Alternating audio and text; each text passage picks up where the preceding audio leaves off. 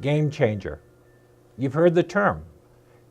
You might have been watching a football game, and in the third quarter, there was this amazing interception, and the game totally changed at that point in time. You know, the interception, that was a game changer. The offense came alive. The defense were tackling like never before, and that was the pivotal part in that game, in that Super Bowl, whatever it was, that changed everything. You probably have had your own game changers in your life over time, but when you start thinking about it, you know, I would never use the word game changer with Enrolled Agent Exam, but that's basically what happened in this past year. My name's Arthur Reed. I'll be your tax instructor for the Enrolled Agent Exam. I'll be going through parts 1, 2, and 3 with you as we go through some amazingly technical material and getting you ready for taking this exam. And I'm excited about that prospect. But I need to sort of set the stage in terms of what I'm talking about as far as a game changer is. So last December, okay, it was really a fun time. I'm a college professor. I grade exams. So during that grading process, as your mind starts moving to the next phase of things you're doing, I started thinking about the 3 parts of the Enrolled Agent Exam. And it was important to do that because I've been teaching this stuff, I've been living this part, but basically I was waiting for things to happen before I could do the next steps. I was looking for IRS forms, I was waiting for the IRS publications, and I was waiting for what's called the content outline. Now, forms make sense. I mean, my household, it's crazy. I feel bad sometimes for my wife that has to live with me, but I'd say, oh, look, honey, there's a new Form 8824 that the IRS just released. And she said, oh, that's great. I'm so glad for you. Because now I could take that and put it into my folder, so when I do like-kind exchanges, I've got that information in there. And so that's what my December was sort of like, is just getting ready for all of these different areas. Publications started coming out and becoming available, and I began to putting those and updating my notes, because what ends up happening is that there's a new tax law as well, and I needed to see those. But it's the content outline which is like so important. Why is it important? It's because we know what the law is. We understand how to make an S corporation election or how to depreciate some property under the new rules. I mean, those are things that we understand. But how the examiners are going to test it is different than we ever thought before. For example, a couple years back, they decided that we were going to have a section on advising the business taxpayer, as opposed to how do you prepare a corporate tax return. So with choice of entities and those types of decisions that a tax preparer, a tax professional needs to understand to be successful.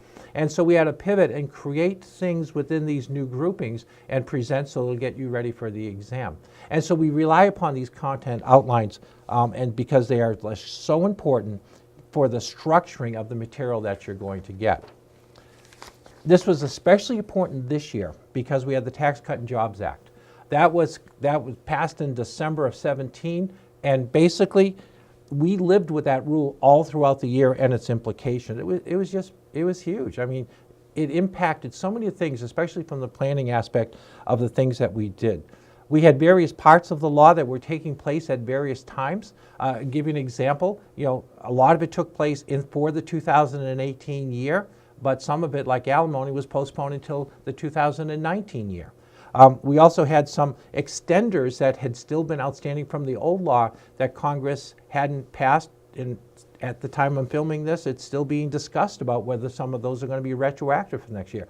We're in a real big state of flux. So the content outline, whether I be dealing with my clients or dealing with some teaching, I wanted some clarity in my mind in terms of what do I have to do to get ready to talk to you about the exam, because the time is coming where you're going to have to sit for it, and that window opens up real soon. So with that level of uncertainty, we sort of rolled into the new year, and what happens next? We had a government shutdown. The government shutdown impacted a lot of things, like I'm a CPA, and one of the things that I was doing is that I was trying to work on some problems, I'll call it, with my clients and get into some transcripts to get some information so I could prepare cases. And you have to fax your power of attorney to the IRS, except nobody was home. Nobody was processing those requests. And they went into a pile or simply were destroyed. I don't know what happened. But basically, for the shutdown period, I couldn't get my power of attorney uploaded, so therefore I couldn't access my client's files.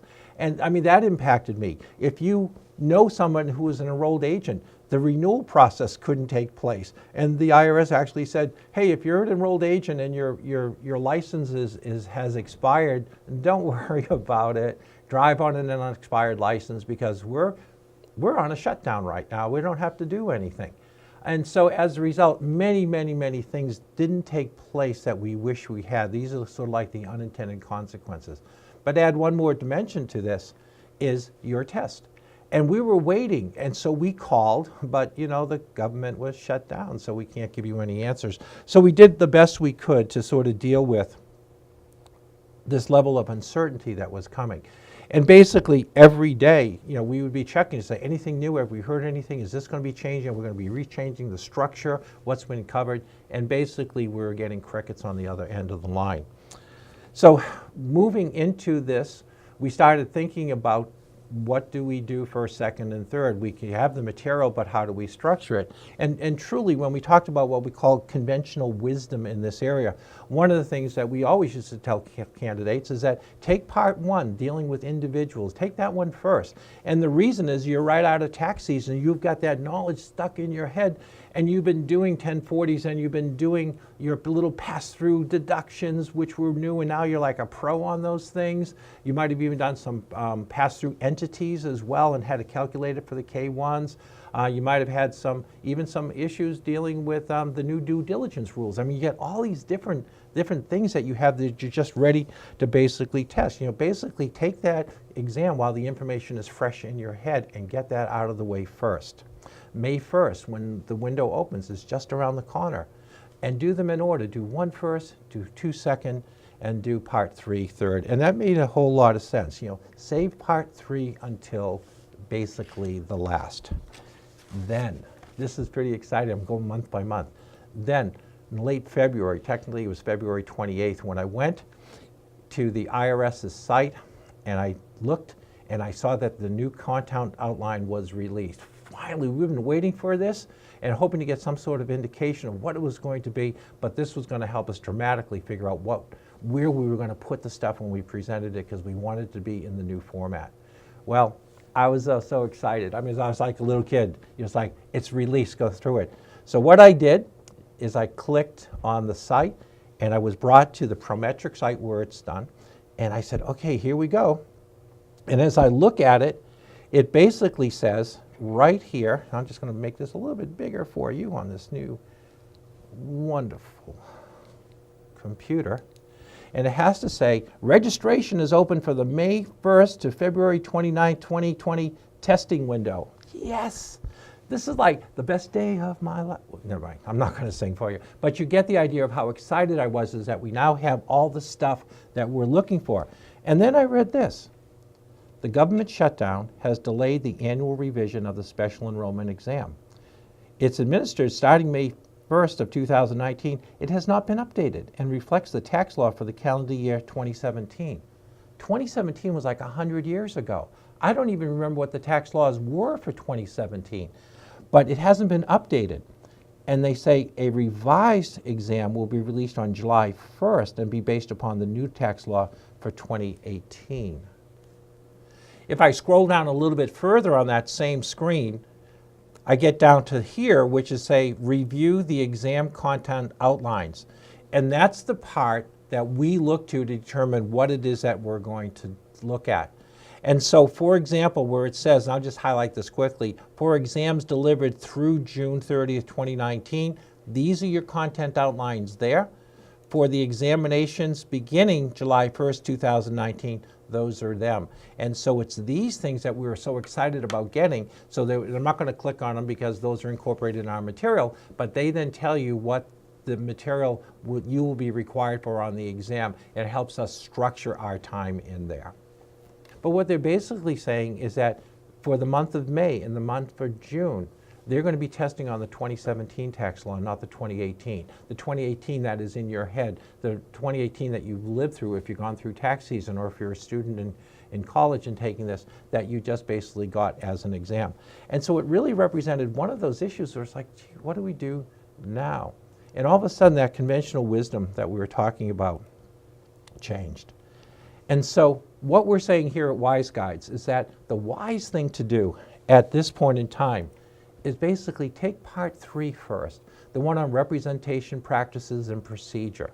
That's the one that probably has the least amount of change from the prior years. We finished filming that well before the content specs came out, and largely we're going to give you an errata sheet for it, but I can tell you that the changes in the 2018 law compared to 2017 law are relatively small. But we've done it in a brand new format that is just full of PDFs and full of great references to forms and publications and the things that you'll actually be able to resonate saying, this is what I need to become an enrolled agent. This is like awesome. This is a great presentation of it. You're right out of tax season with all that 2018 knowledge. Don't go back to 2017. There's nothing to gain by that. Just to let you know is that I teach this stuff, and when I was preparing material and I was bouncing between the 2017 and 2018 year for the annual filing season certificate and whatever, and I was really teaching in 2 areas sometimes in the same week, it's like, I'm sorry, I don't remember what year I'm in. You don't want to put yourself in that situation. You don't want to take part 1 yet. You want to take part 1 July 1st or later. It just doesn't make any sense. We recommend to knock out part 3 right away. Get that one out of the way because it has the least amount of changes. You may want to then move into part 2 because that has less changes than does part 1. It certainly has the changes, but sometimes for folks, they've never really understood the differences between the 2, or they got them right away, but that might be the next one to get ready, and then finally go through part 1. But whatever you do, please wait on part 1 until after July 1st. That's the material that you folks know inside and out at this point in time. You'll be decompressing, take a little bit of a break at part 3 out of the way. And so, game changer, yeah, I think the government shutdown changed a lot of things. It's an unusual year for sure. But I want to tell you one thing, if you want a great review course, my material is offered exclusively through the WiseGuides sites, and we spent a lot of time updating information and providing you with the highest level of preparation for this exam, and I look forward to seeing you later on in one of the 3 parts. Thanks for your time.